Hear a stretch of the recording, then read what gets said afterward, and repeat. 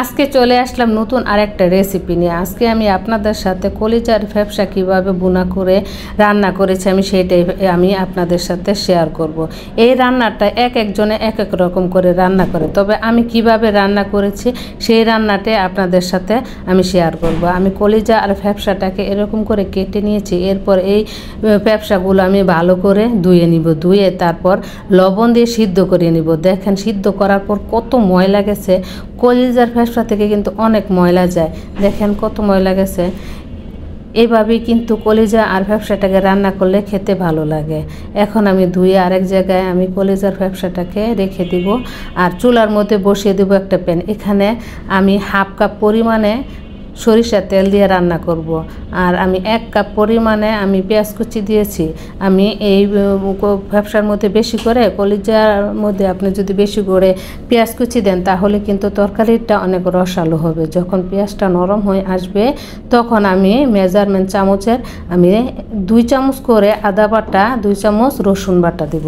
কেন এখানে 2 চামচ না, আমি 1 চামচ আমি রসুন বাটা দিয়েছি।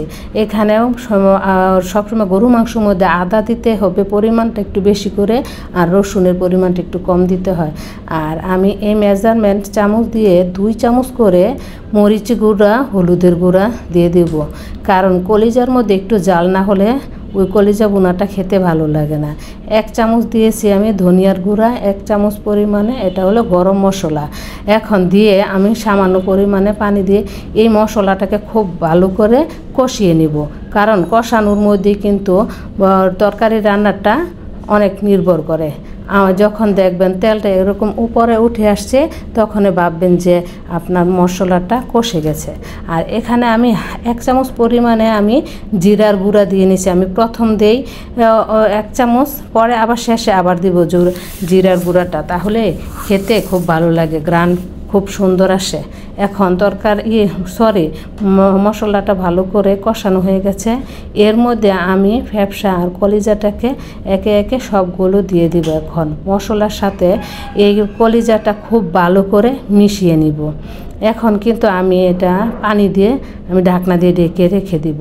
এটা যতক্ষণ পর্যন্ত এটা ভালো করে কষানো না হবে ততক্ষণ পর্যন্ত আমি কষাতেই থাকবো। এখন আমি ঢাকনা দিয়ে রেখেছি। তারপরে দেখেন এখন কিন্তু খুব সুন্দর হয়ে এই কলিজাটা কষানো হয়ে গেছে। এখন আমি আবার একটু নেড়ে চেড়ে দিব। এরপর এর মধ্যে গরম পানি দিব। গরম পানি এখানে আমি প্রায় 2 কাপ পরিমাণে আমি গরম পানি দিয়েছি। কারণ এটা এই ফ্যাপসা আর কলিজাটাকে খুব ভালো করে কষাতে হয়। আর রান্নাটাও মানে একদম হাই হিটে না, আপনি লো হিটে আপনি এই কলিজা ফ্যাপসাটাকে সুন্দর করে রান্না করবেন, তাহলে কিন্তু সুন্দর একটা ঘ্রাণ বের হয় আর খেতেও ভালো লাগে। আমার কিন্তু এই রান্নাটা হয়ে গেছে, দেখেন একদম মাখো মাখো এই আমি কলিজাটাকে রান্না করেছি।